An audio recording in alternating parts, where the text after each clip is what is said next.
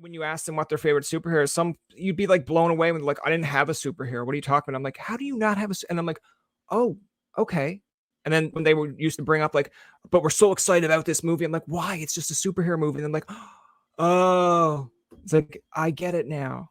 It's huge. That was a huge one for me. Seeing Black Panther like that was wild. That was wild. And every Black person, I think everyone felt a connection to that movie. Like we had ownership of that movie. It was so amazing, you know? And I think the same thing for Shang-Chi, for my friend Simu, little Asian kids who get to see a superhero that looks like them and he's so badass. I mean, that's wild. I mean, representation really does matter, you know?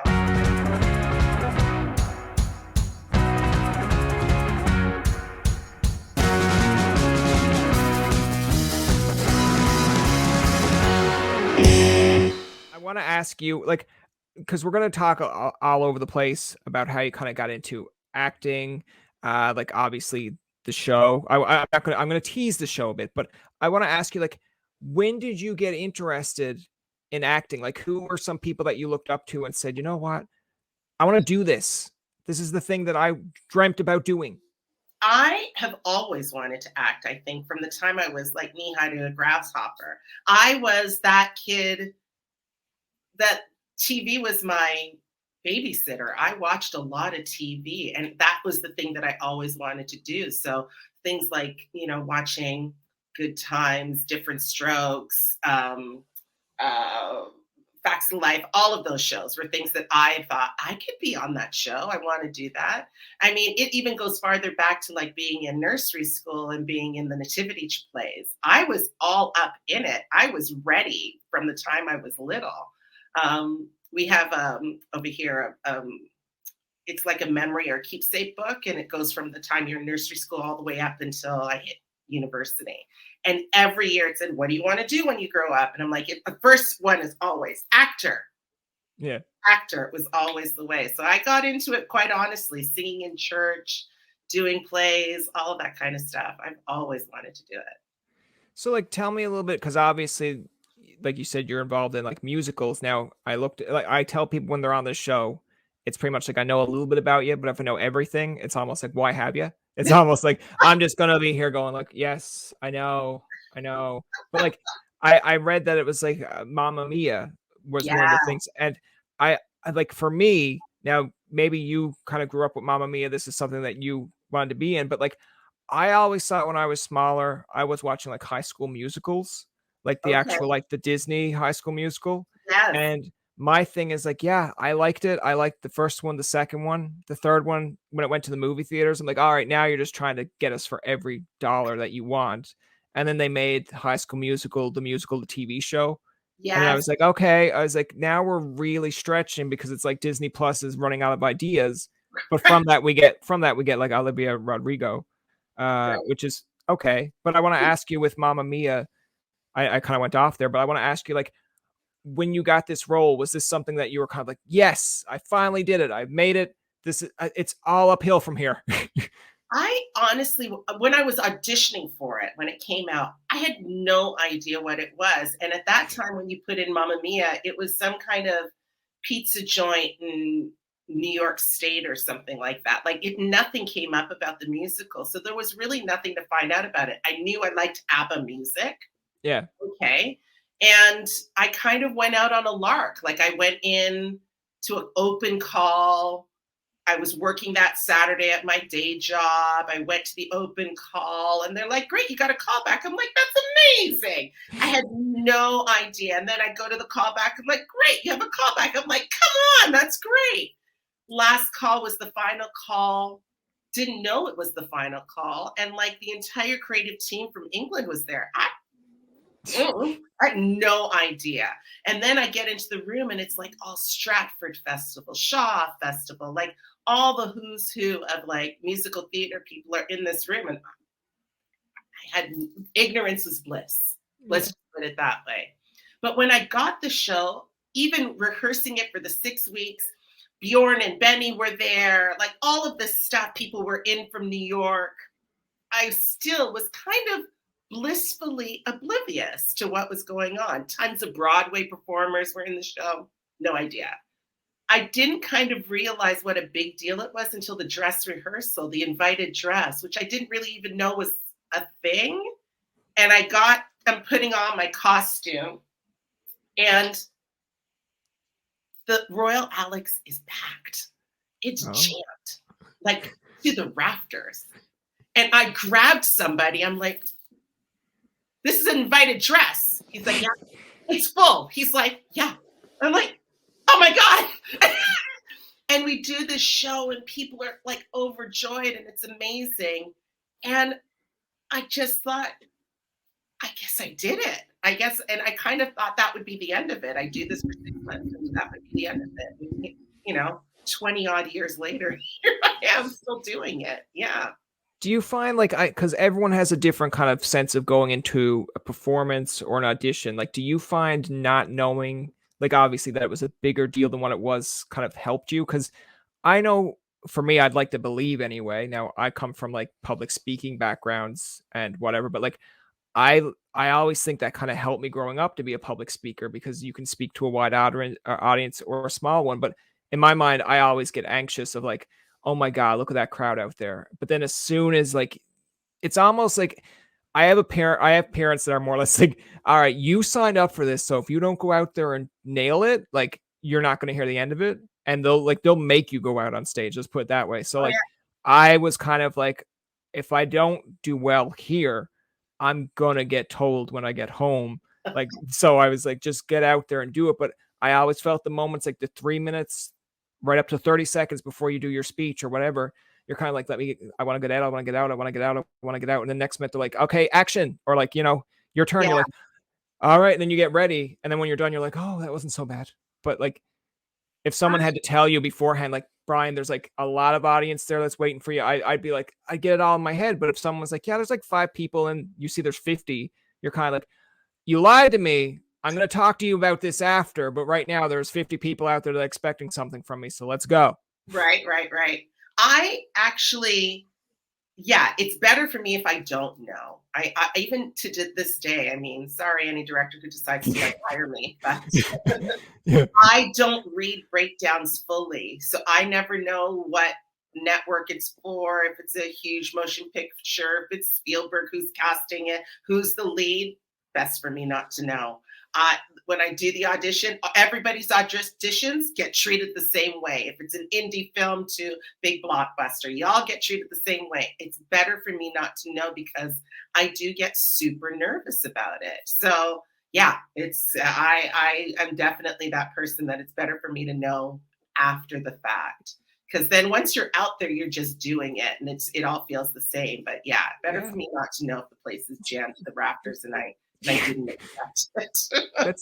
I feel like that's a good mentality to have because that way, if you get it or if you don't get it, whether it's a big part, small part, you can at least say, hey, I gave you everything. So my like best shot. Yeah. So if you leave and you didn't get it, you're like, all right, I gave it everything. Because I know there's some people out there, like, I don't know personally, but there are probably other people out there like, all right, this is the lead of Spider-Man or you're the background of Spider-Man. Someone's like, it's just the background of Spider-Man. What do I care? It's like, actually, they were looking at your audition. And if you hadn't nailed that, you could have moved up to like, the second. And then you're like, oh, man, I would have tried harder. It's like, well, yeah.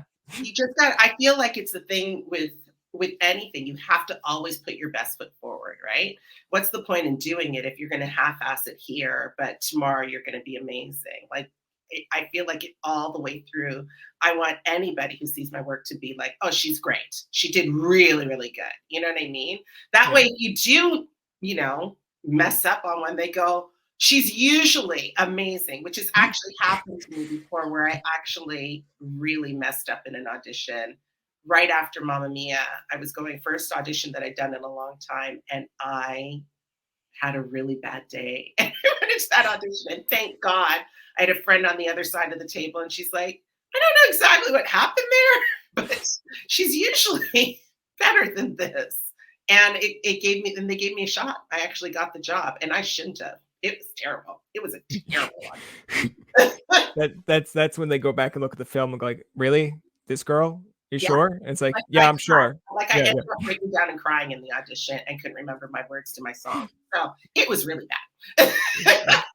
I feel like to try to make that relatable, but it's probably like, I don't know the age that you were at that point, but I remember Well, when. I was in Yeah. my 30s. I Oh, was okay. Well, really so bad. it's like my age now. So I feel like there's a moment in time where you're kind of like, all right, it's gonna hurt for a while, but we'll get over it. But my kind of claim to, uh, I guess, bloopers, I'll say, and I'm a big fan of bloopers. I'll take it. Like if someone wants to make fun of me for it, I'm like, dude, Yeah, out of 100 and some odd episodes of a podcast, you're telling me that you have no bloopers? I'm like, no, I have plenty. I'm sure there's like out of each episode, I'm sure I could find one, but right? there was one when I was younger. I remember going on stage for like, because this is when I first wanted to get into acting, Yeah. and I was like, all right, just sign me up to do something. They're like, all right, you have 2 lines. It's a Christmas play. One is you're a mouse. You dress up as a mouse. You come out. You say, "Oops, I mean eek." I'm like, done. Awesome. Second one, we're gonna give you a monologue about how like mash on potatoes and peas and all this. I'm like, all right, that's a little bit harder, but let's do it. We've got like 5 weeks. So we're like kids. You're expecting kids to like do things? No, the kids need directions. So it's Christmas. We're in a back room watching a Christmas movie, and then like it's a teacher, and the teacher's like, someone remind Brian he's on. It's like, all right, done. No one comes to get me. They do the thing. She closes the curtain. She says, we'll try it again. Does it again. No Brian. So then finally someone comes in the room while we're watching like How the Grinch Stole Christmas. You're supposed to be on. So in my mind, I'm like, oh, that's good. Like 5 minutes before I come on. That awesome. No, I get out there. She wires me up. We've called for you twice. You haven't come. And I'm like trying to apologize while a mic is on, while parents are watching me get mic'd up. So then I do my line.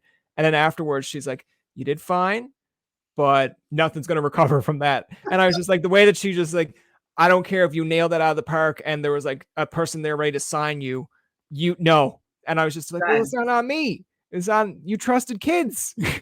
Right? Exactly. Yeah. So Exactly. I feel like at 10, I can tell those stories and someone's like, oh, that's great. I did that at 30 or something. I'd be like, all right, that's different. There's a lot more expectations at 30 Oh than my at 10. gosh. No, that audition, I had a huge fight with my now ex-husband. I forgot my resume, my picture and resume, which you always have to have for musical theater. I was crying all the way in. I was a disaster. Got in there. I was in New York, just finished doing Mamma Mia on Broadway, and I bought a book of music. Didn't have anybody play it for me. Get in there. He starts. I think it's in one key. It's in a completely other key. He starts the music, and I'm like, "What are you playing?" It just kind of spiraled from there, and he's just looking at me like, "This is a disaster." Yeah.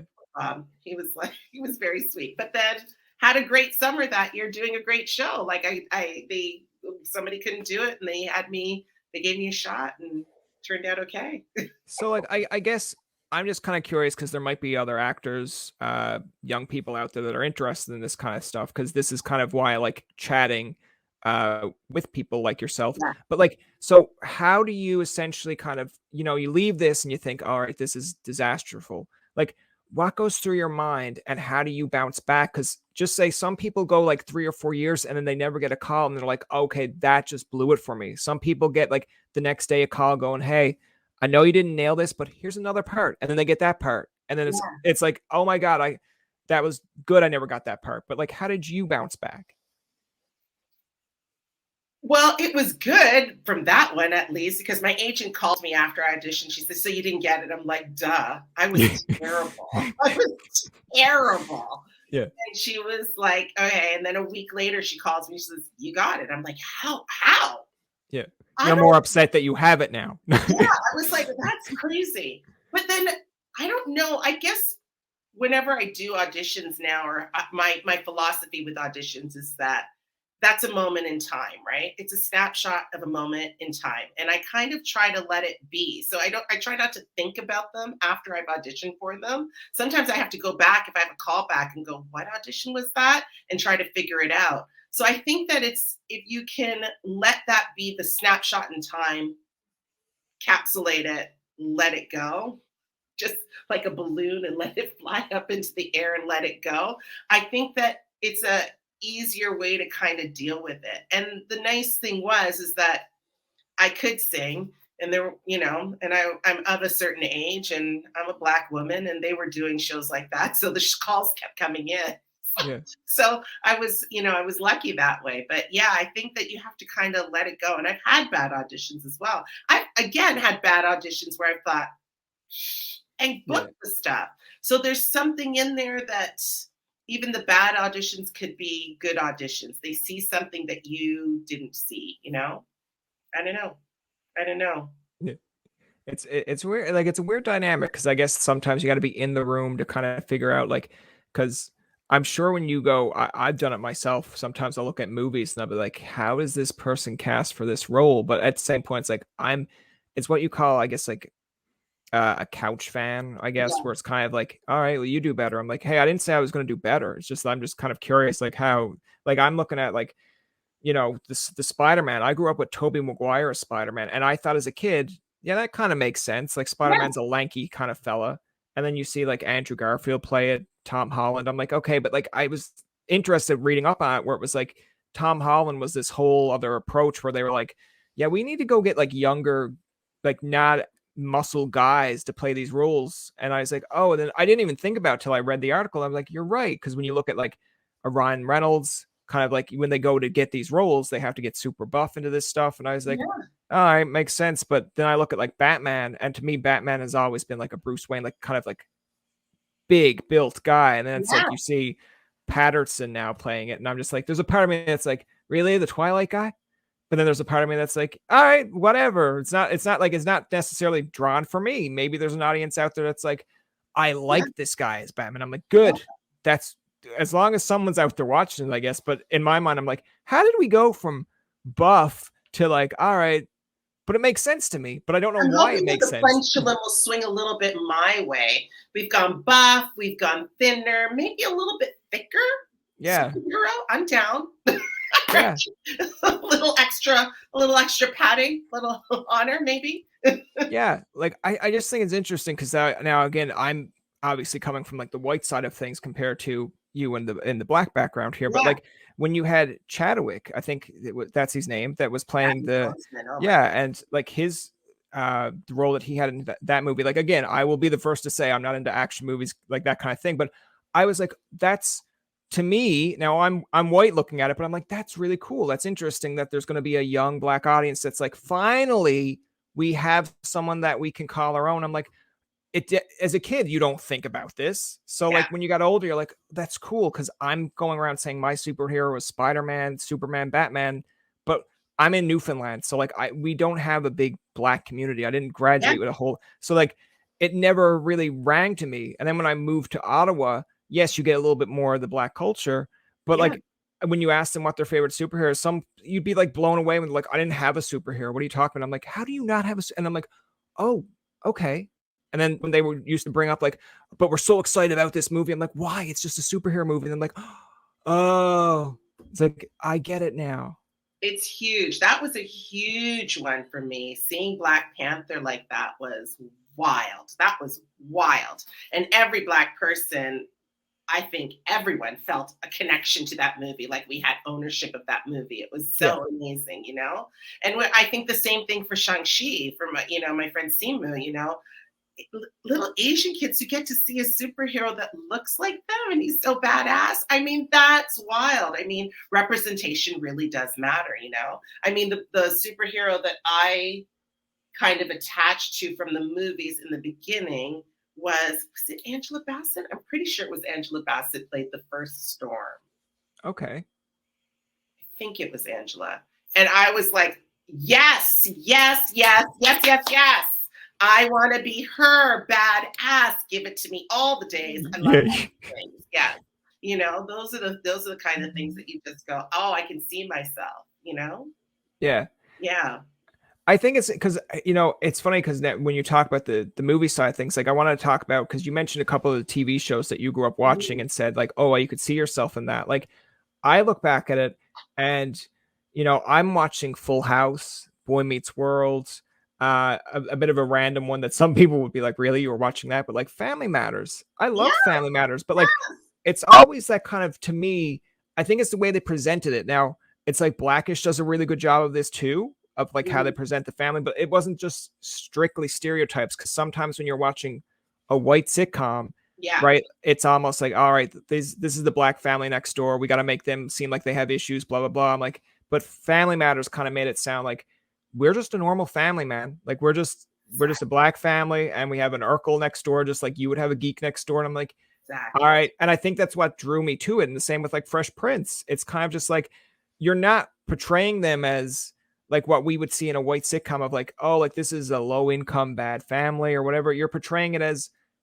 like, yeah, we live here too. So Yeah. what's the big deal? And I liked Family Matters for, even though I can't totally relate to it, but I like that it was bringing attention to it, because I'll turn on Full House, and I've mentioned this in many interviews. It's like the end of the episode is the soft music.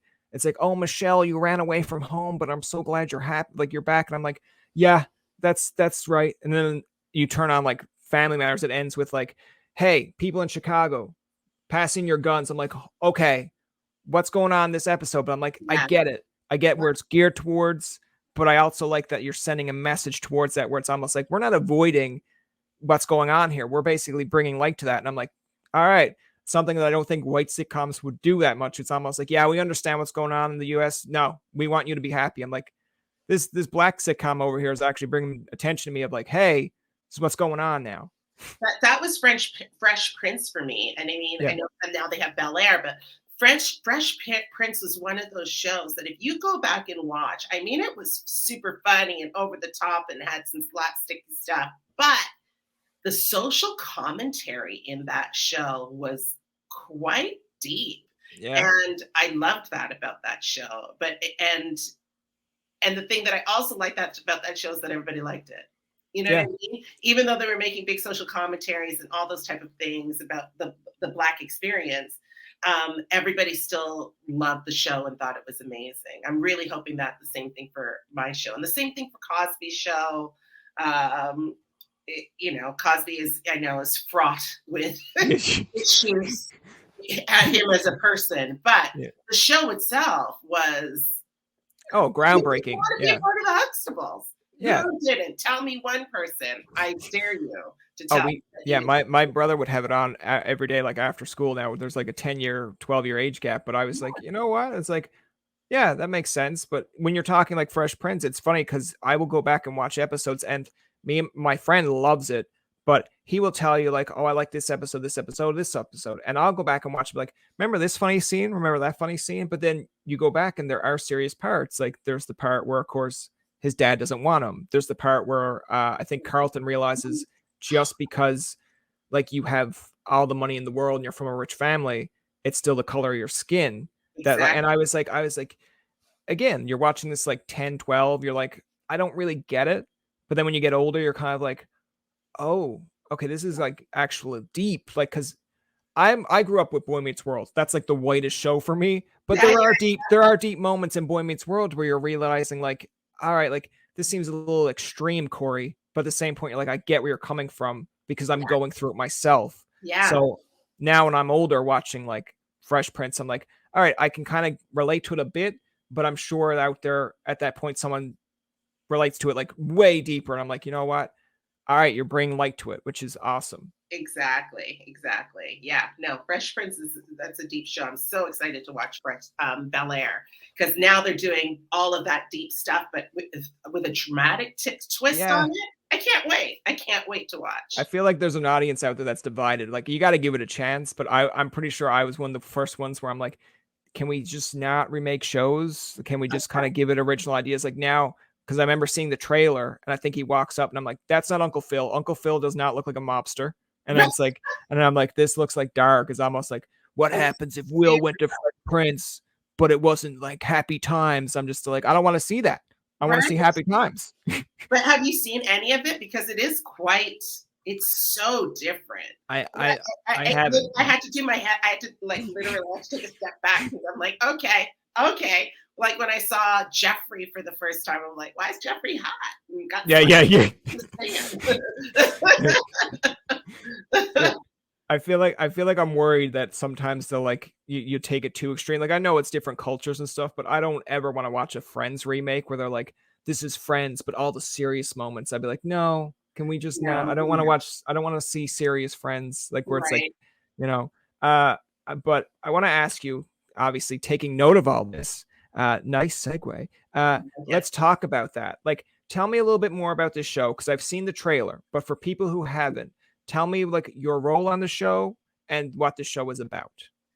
So I'll start with what the show is about. So Take Note is a fictionalized tween singing competition. Is about a fictionalized teen singing competition, a la Take Note, The Voice, all that kind of stuff. Okay. And we follow Calvin Richards, who plays my son. As he goes through all the trials and tribulations of the competition. I play Dres Richards. She's a tenured professor, psychology professor, and mom. She has two kids, Jackson and Calvin, and an awesome husband. And they are a family who is tight and loves each other and thinks the best, and they'll do anything for each other. And as they do, they uproot the family and move to LA and allow Calvin to pursue his dream. Yeah. Yeah. No, because I seen some of the trailer. Now I know I don't want to ruin everything for people. Like obviously they can go watch the trailer Yeah. themselves. And I don't, and again, I haven't seen any of the show bits. So there are people out there that will probably be like, all right, hopefully he's not ruining anything for me. It's like, don't worry, I'm not. But I do think it's kind of interesting because when I kind of first seen the trailer, I was like, okay, this kind of reminds me of almost like a Glee meets High School Musical meets like, well, like the new kind of High School Musical kind of sense. But Yeah. like when I seen it, I'm like, okay, they're still trying to undercover stories. Cause I mean, obviously you start like when you see things for like 10, 20 seconds in, you kind of start picturing it. And then like when I seen like, oh, it's like, oh, were you doing the whole take note thing again? Or were you upstairs singing? I'm like, what is this really about? And then Right. when I started getting deeper into it, I'm like, oh, this is kind of interesting because you talk about in the trailer a little bit of like backstabbing in terms of like him doing the auditions and like trying to find yourself necessarily through all this and knowing your real talent. Yeah. Now obviously when you're watching trailers they amp it up with like great music and great like, and I'm like, yeah, it makes me real interested to kind of watch it and see it. Yeah. But like when obviously when they give you this script or give you this role, like what was the first things going in your mind? Were you kind of like, I gotta nail this, or were you kind of like, this would be interesting for me, I want to play this role? I think when I got the script, what I loved about it is how much heart the script had for the scenes that I had with Calvin. There was just such a beautiful, lovely heart in one of the scenes, especially where she gets to kind of just talk to her kid and really kind of pump him up and tell him how much she loves him and how he can do anything, which really spoke to my heart as an artist. I mean, having somebody in your family or having your family support you as an artist is invaluable. Yes. And then the script is very different from my audition script to what we actually put on the script, but it was funny and smart. But there was this great comedic sense about it that I just kind of thought, oh, this could be really, really fun to do. The kids are funny, the husband's funny, the mom, although she's rather the straight man of the show, but she's super funny as well. Because of her straight man side of it, she's funny, and I just. From first reading, I just knew the show. I just got the show, and I thought, I need to do this one. This is one for me.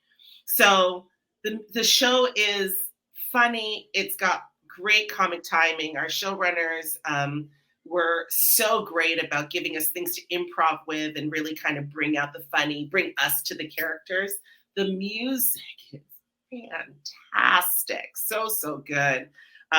Some of it is stuff that you've heard before. Some of it has been written for the show. The stuff that's been written for the show is really catchy and fun. And those kids are just super talented, like crazy. I just didn't have a clue at that age. They're super talented. Yeah. So I think that if you love musical type shows, you're going to dig this show. Like, it's just really fun. Yeah. So I'm just kind of curious, and like, feel free to be like, all right, Tobin, you sound stupid, but like, like is it more of like a musical kind of comedy? Like I know some some shows have like laugh tracks. I feel like this one probably doesn't necessarily have a laugh track because it's obviously the musical side of things as well. Yeah. But like, I want to ask you, like, if you were trying to compare it, like, if you're trying to promote it in your own sense, like, what kind of a message would you give it? Like, are you kind of saying it's like a Blackish meets Glee? Is it something like? I know I'm putting you right on the spot here. That's a tough one because I don't know if I've ever seen anything like this show before. It is really kind of a super original idea. I see what you're going for. Yeah. No. But it is a super original kind of a show. It does have Glee-ish moments in it. You know what I mean? Not like forced down your throat kind of Glee moments. Yeah, not forced down your throat kind of moments. The musical things kind of come out of the performance end of things. You know what I mean? As opposed to having like a big dance number that happens in the middle of the kind of thing, right? So we're seeing the kids perform, but there's all sorts of great, I guess, not Blackish. It's not like Blackish. I don't know. It really is kind of unique in itself. But it has great lessons, like each show has a lesson about each thing that they're talking about, whether it be about civil rights, whether it be about not bullying, but starting rumors, that kind of thing, insecurities, all that kind of stuff. So the lesson is wrapped up in this funny, charming situations, and then also with this music that kind of supports all of that. It is kind of a unique show. Yeah, like I think like that made it kind of unique for me, and maybe it's been done, maybe like, again, I'm coming at it from a white perspective at this time too, but it's like when you see a black kind of male character, a young male character at that, and auditioning for kind of, I guess, like Take Note or like this kind of music show. I mean, like in my mind, and again, it's probably just kind of instilled with the other kind of sitcoms you watch or TV shows where it's almost like, all right, like he's auditioning for like a music show. It's not like he's out there on the street like rapping and hoping he finds his place in like a rap battle or anything. It's like we've seen a white character before, like, in Glee and other shows where it's kind of like a musical, High School Musical, the same thing. But this is like trying out for this Take Note, and it's following his kind of journey. But you do get, again, like you said, different messages involved. Like I can kind of see it through the trailer, like certain things that we're going to try to implement in the show or touch upon. But I like that. But it's also, like you said, kind of interesting because I don't know if I ever remember seeing a young male character go through a musical per se. I could be wrong. There could be like someone out there as soon as this gets posted, like, actually, here's 20 odd. I'd be like, again, I said white perspective.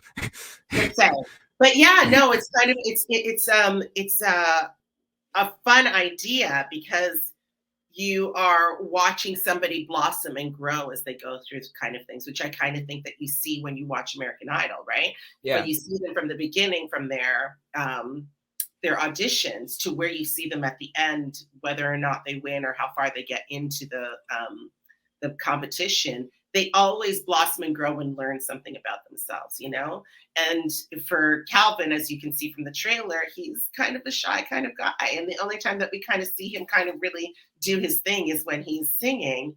And it's really fun to watch him morph into, not morph, but grow as a person, which is really great. It's so heartfelt. Oh my goodness.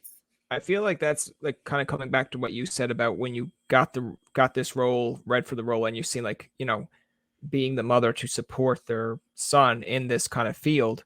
Like, I feel like that's something that I know there's videos and stuff now on Instagram that you see. Like my favorite one that I come back to is there's like a young boy in the, it looks like a Christmas play, and he comes up and he's like, he looks very pissed off. Let's put it this way. And then like, I think the caption reads like, when people say showing up doesn't matter when your parents aren't there, show them this video. And then like he's looking around and then she just yells out his name and you see him go from pure pissed off to like going like, yes, like she made it. And I'm just still like, all right, I remember as a kid, I wasn't probably that animated, like thinking like, oh, my parents are here, but just knowing that they're there and having a presence into something you're interested in. And obviously there's kids out there that like might have an interest that their parents are like, man, I can't take an interest in that. I don't know nothing about that. It's like, all right, no one's asking you to go up on stage with them, or no one's saying go bowling with your kid if that's his thing. But like, maybe try the best you can to support that so that they kind of show you that side. Because I know there's kids in school that I went to school with, and I'm like, I know you have a talent for this. And I know all of us are like 12 and we're 12 to 16. We're assholes because we're probably jealous of your talent. And Yeah. it's worse if you go home and your parents like, you're going to do nothing with that. And it's like, all right, now you feel like you're going to do nothing because no one's out there supporting you. But if you had like maybe 2 people that said, screw them, you're good at it, let them eat their shit later when you're doing this for like a career. And then they'd be like, yeah, let them eat their shit. And then you're just like, all right. So I feel like, I guess in a nutshell, this is kind of where Take Note is. And like, I guess that's kind of what made you interested in it too, because it's like, Okay. you're basically telling a young kid here, like, hey, we see this. Like, we see this is what you're passionate about. This is where you actually come to life. So yeah, we're going to support you. And then that's obviously going to make him feel a little bit more like, oh my God, I actually have people that are backing me in this.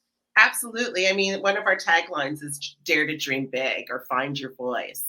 And that's basically what the Richards family does for Calvin is we allow him to dream big. And I think that's the best thing that I think that you can do as a parent is allow your kids to, dream, whether or not they do it or not, whether or not becomes your actual job, but the actual ability to have that dream and see where that takes you is kind of what we do for Calvin. What we're just gonna let him dream. And it's so great that you can allow, when kids are allowed to do that, I like the tagline, find your voice. Because Find your I voice. feel like that has double meanings where it's like the show meaning of take note, find your voice, and like find your singing voice, but it's also like find your voice in terms of like society, finding your voice in terms of a person. So if that's not the official tagline, make it. Like if I see that now where it's like take note, find your voice, like, God damn it, she was on my podcast. Do I get anything for that? Do I get credit? They'd be like, we'll get like $5. Like, all right, that's cool. Cause then I'll just put it like as a poster on my wall, $5 towards take note. Got paid. Yeah. No. It's just, I just think it's kind of great. And these kids, it's like art imitating life or life imitating art, whatever it is. It's what they're doing, right? They're dreaming big and they're finding their voice. So it's so fun to watch the actors who are in the show doing their thing because they are quite amazing. Quite amazing. Yeah. Now, I want to ask you kind of speaking of like finding your voice, another great segue. Like when we're talking about like I'm a person with a disability. So like this in terms, in a sense, to give you a bit of background, is trying to find my voice because when you apply for media jobs, like have a media background, but it's like sometimes they look just to check a box. And I'm sure there are a lot of people out there that know like what I mean when I say check a box. Yes. It's almost like you could have all the credentials in the world and then they're like, no. And then as soon as you're like, well, actually I have disability, they're like, ding. But it still kind of makes you feel like a little bit invalued because it's like you just took me because you met a criteria or a box. Exactly. Yeah. But I read that like you're big on biopic. Is that the correct way of saying? Yeah. Oh, there you go. So like obviously you're big on this. Like you're big on like obviously Black people of color getting their chance, their fair share. And I want to ask you, like, do you feel like in media today, in the arts, that they're getting that chance? And if so, like, what do you think kind of changed that? Well, I think it's way better than when I was a kid. I mean, there was just not a lot of representation on TV at all. And I do feel that it's getting better. I still think that there could be more of us in the rooms. I think that there could be more. We're seeing more of us in front of the camera, but I'd like to see them also in the decision-making places, producers, casting directors, writers, all of those type of things. I'd like to see more of that because I think it does actually change the way things are written when you have people who know a little bit about the experience that you're writing for, I think there's a couple of different things. I think that it's 2022 and why the hell not? B, I think that there's a lot of people doing more independent stuff, writing for themselves and writing more stuff, and it's getting picked up. And it's not just surfacey stuff. We're not actually trying to write for a wider audience of like, oh, we're going to write this thing, but we're going to make it okay for our white friends so that they understand what's going on. We're just writing the thing and talking about our experience. And if you happen to watch, great. You know what I mean? Which is awesome. You know what I mean? Which then shows you really the experience. So I think that there's a lot more people writing things and doing things and advocating, and it's making it more difficult for unions, producers, movie companies to ignore it. And it also, I think Black Panther was one of those movies that people were like, oh, we can't have a Black superhero. And then all of a sudden it's like, it was like #1 for how long? Made how much money? You know, how much of an impact did Chadwick Boseman have on the industry? He happens to also be a fabulous actor, had been a fabulous actor. So I think there's a combination of things that are happening in the world that are allowing it to happen. And I'm hoping that it's just not a season. You know what I mean? I hope it's something that continues on. Well, and that's kind of why I brought it up, because I know we go everywhere with these kind of chats and whatnot. But it's like, for me, I'm looking at it, and some people would be like, stay in your lane. You're a white guy. Why are you even talking about this? But like, I kind of feel like sometimes when you look at, especially the month of February, it's almost like, all right, like, let's roll out everything for like Black people to show them that, all right, we were always here for you. But it's almost like there's people that will say, great, we have our own month. But I sometimes look at that and like, I think it's like Samuel Jackson when he gets interviewed, or no, maybe it's Morgan Freeman who gets interviewed, and he's like, would you like your own month? And the guy's kind of like, no. And he's like, yeah, so why is my whole history limited to 1 month?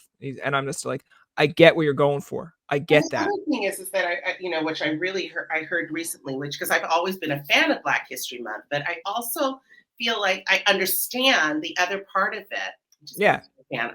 It's hot in this room every now and then, so I get toasty. Oh, thank you. It's hot. Yeah. It's all here. Yeah, I think there's also a thing that what the other side of the coin that I heard this week, which I went, oh, I didn't really think of it that way, is when you give us Black History Month and you say this month is about your history, it separates us from the history of the rest of the country, which we are also a part of that history. You know what I mean? Why does it have to be 1 month? And why is it just that month that you talk about the contributions of Black people? And I'm not even saying just Black people, like Asian people, Indigenous people, all the people. Like, why does it have to be parsed out, Yeah. Because they are still a huge part of the history of the country. And together we made the country, or made the history of the country, because we didn't make the country. The country was here before we were. It was here, and things were happening before any of us got here. So I just feel like I would love to just see that becomes more mainstream, that we get it, all the history all the time, or we see it and people are talking about it as critical race theory. It's not critical race theory, honey. It's just the way it is. It's just, that's the world that we live in. All the histories were happening at the same time, and made what we have today, good or bad. Let's talk about it. Yeah, because I feel like, obviously we're in like a social media world where everything gets criticized. Like, I think it's interesting because now when I grew up, when I was smaller, I'm watching TV, like, you have an opinion on something, or like I would watch, like, here it'd be like channel 70 and you'd have to pay for a pay-per-view, but they used to show you previews of movies. Like, I'm not paying attention to who's like the casting of like how many white compared to Black, Asian, whatever. I'm just like, yeah, it looks like a good movie. Like, I feel like kids are very honest. Like, they'll either tell you they like it, they don't like it, but that's it. Like, it's just cutthroat. But there's a part where I'm just kind of like, even if we wanted to say something, we didn't really have that power. Or at most, you tell a friend and the friend would be like, all right, cool, I agree with you, disagree with you. Maybe you tell 5. That's it. That's where the end of the line goes. But now with social media, someone can tweet out something, and then it's like you have people from all over the world that either agree or disagree. And then because there's so many massive retweets or comments, it gets brought to a bigger light. Yeah. I can't think of anything like in particular, but I'm sure all you gotta do is go to Twitter and be like, actually, I don't know about this. Like, are we really discussing this right now? Is that like our biggest issue? But like, I look at it from the standpoint of someone like myself with disability, and I'm sure if I tweeted this out today, there would be equal parts of yes, I agree, and equal parts of what the hell's wrong with you. But it's like, I'm glad that yes, people get the you know, get their jobs in media, get some experience like with acting, get their role per se, get their I guess slice of pie. But then Yeah. it's almost like, all right, but I sometimes worry where it's almost like, okay, I'm a person with disability. Who am I looking up to? Whereas like I'm not going into the kitchen and be like, give me that slice of pie, that's my pie. But I'm just like, can you also cut a slice for me? Can I also have a slice of a pie? Can we just all sit at the table and get a Yeah. piece of something? You know what I mean? Like, I just feel like is it last year, the year before at the Tonys, there was a young woman who, oof, what was the musical? I can't remember. It might have been Oklahoma. Okay. Might have been Oklahoma. And she was in a disability in a wheelchair. I was like, how is this only just happened now? Yeah. You know what I mean? And then I think to myself, as a person who's worked in those New York theaters, how the heck did she get around backstage? It's terrible. It is not friendly at all. Never mind for people who have like sight issues. Like I know people who are have night blindness backstage. And I have a friend who used to hold on to me. He's like, get me to the booth, baby. I'm like, okay, let's go, you know? And it just seems like if the world is full of so many different people, why can't we just see it out there? Like, why does it have to be such a huge thing? Yeah. You know, 2022, and it's the first time that somebody with a disability got a Tony Award. 2022, like, Yeah. I mean, you know what I mean?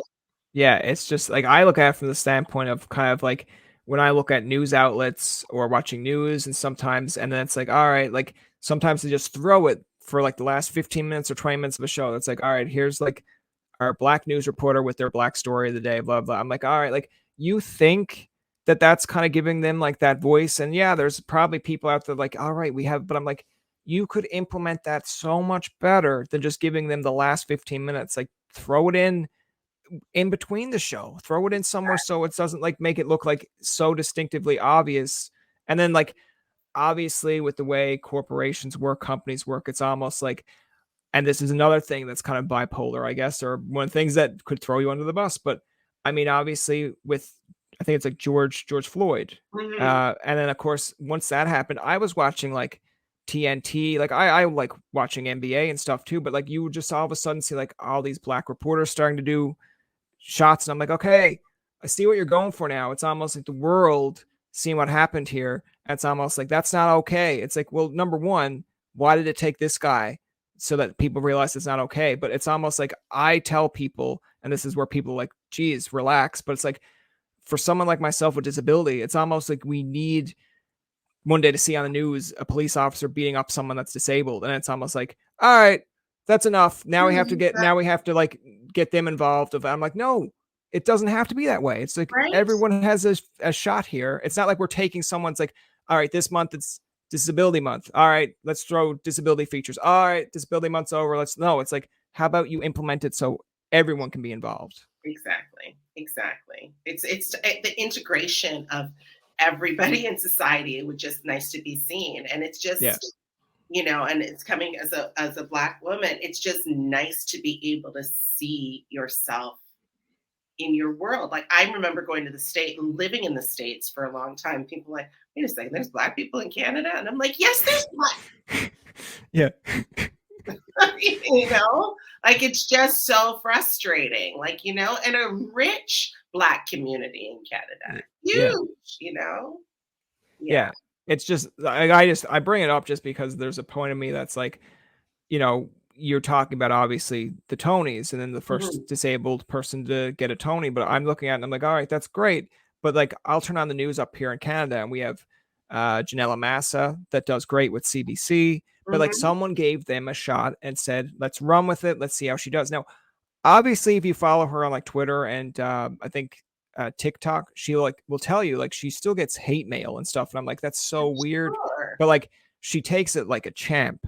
But I'm like, you shouldn't have to take it like a champ. You should just basically like, this is not cool. But like, I'm still here in 2022 going like, all right, that's cool. You gave her a shot.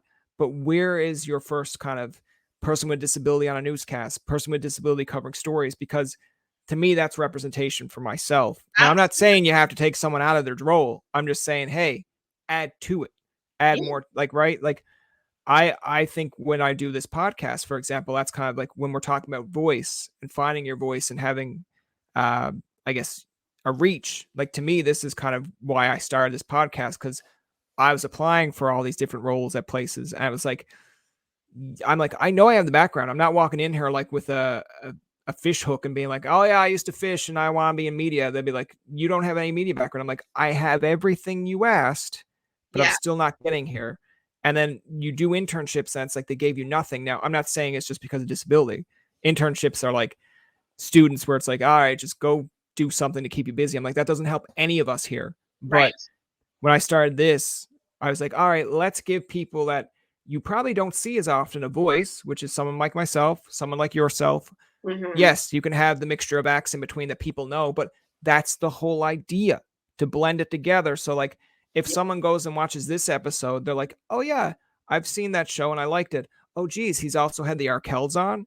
All right, they go to the Arkells, and then the next minute they go to see another episode of a person they've never heard of. But I'm like, it's kind of like a melting pot. You get a little bit of everything. Yeah, exactly. No, it's fantastic, and that's part of what I was trying to say also earlier, is that thank God for technology that you can do this now, because how frustrating would it be that you have all of this knowledge and you can't get anywhere, right? You can't even get to be seen or do what you do well, you know? Somebody had asked me once about social media and how do I feel about it? And I'm like, well, social media is what it is.